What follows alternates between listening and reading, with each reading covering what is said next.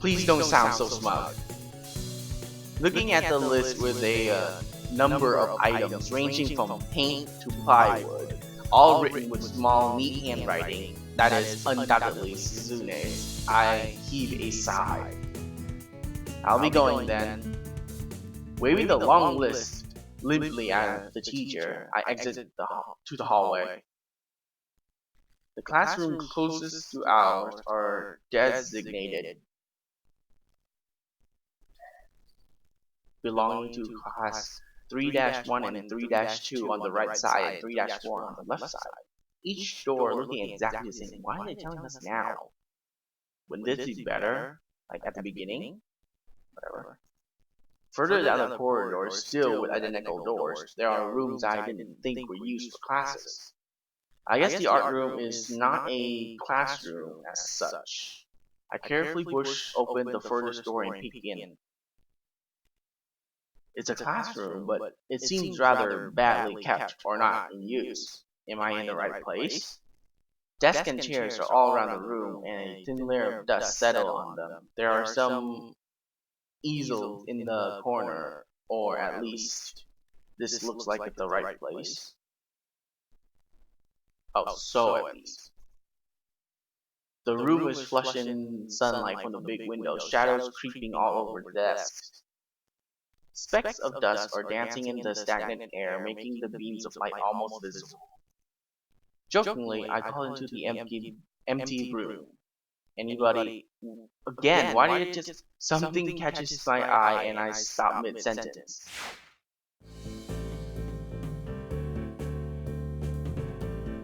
Sitting on the desk is a short-haired girl, curiously wearing a boy's uniform with a fork between her toes.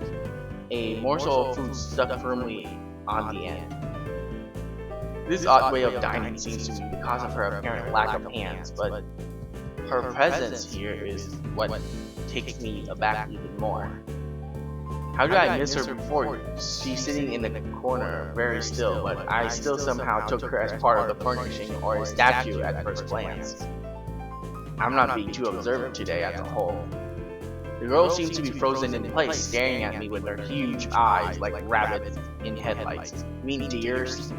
Deer in headlights, you idiots. She's staring at me, her mouth wide open, ready to accept the fork. I'm staring at her, my mouth wide open, suddenly remembering I didn't finish my sentence and trying to think if I should.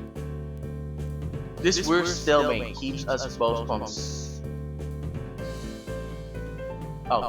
stunned into silence, punctuated only by the wall clock ticking rhythmically. Hello. The girl stuffs the forkful in her mouth and is now staring at me unexpectedly while chewing. This is a bit awkward. Hello. I was told to pick up some supplies from here for some festival stalls, I think. I didn't think there would be someone here. There isn't. That's why I came here too. Oh, that's why I came here too. She picks up another forkful. Doesn't that mean you're here then? She raises her eyebrows as if she was suspecting my observation was false. You're pretty observant, I guess it does, but who are you? This girl's pretty straightforward, isn't she? I'm Nakai. Hisao Nakai. I just transferred in on Monday. I'm Rin. Tezuka Rin Tezuka. I won't shake hands with you, but at least we know who we are now. That's very nice. Her deadpan? What? Deadpan manner? What? Alright, her deadpan manner of talking makes it hard to determine whether she's joking about shaking hands or not. It kinda bothers me. Joking about these matters doesn't feel appropriate at all. Well, I'm trying to figure out what's appropriate and whether this girl is. She seems to have lost interest in me and is now gazing yearningly back at her food. Can I continue my lunch? If you don't mind, I wouldn't mind you. Oh, if you don't mind me, I wouldn't mind you. If you need to get your stuff, the supplies are in the back. Go right ahead, but lunch, school's already over for the day. What kind of word would you use then? There's no word for a meal you eat after lunch but before dinner, right? It bothers me very much too, but I don't really know what I should say. I don't think you're supposed to eat a meal between lunch and dinner to begin with. But I'm hungry now and my delicious boxed lunch would go to waste otherwise. I have heard it's very delicious. With much decisiveness, Rin once again picks up the fork between her toes, and with at least as much impoliteness, she points it straight at me. So, Nagat, what brings you to this place? Like I said, I was told to look for these things. No, the school. From outside you look fine. What's your problem inside? I come to a full stop, opening my mouth but not getting a word out. I can guess. I'm good at guessing, better than most people. Green cuts me off before I could answer her question, or skirt around it somehow. I don't know which I would have done. I froze in front of the issue again. I haven't been told anyone here about my condition, or maybe it's only because it hasn't really come up. I do get the feeling that not making an issue of it is part of the social code here, as the teacher said. I wonder if the people here could relate. Probably not any better than any normal person could. I can't relate to Rizune's circumstances, or Lily's either. Naturally, while I go through this in my head, Rin keeps considering what my condition could be with an overly contemplative look on her face. She puts her forehead between her lips and leans back, looking at the ceiling as if the answer was written up there. A beam of light illuminates her face with the window side, creating a mask of dark shadow on the other side. I don't think it's anything in your head, and something in your gut would be boringly ordinary. Like this lunch of mine, and less delicious. The problem must be in your pants. This messed up Sherlock Holmes kind of statement, and the sheer lack of tact it was delivered in catches me completely off guard. I think I might have reeled back, even physically, as Celine eye opened wide into revelation and astonishment. So I was right, there is something wrong in your tackle, isn't it?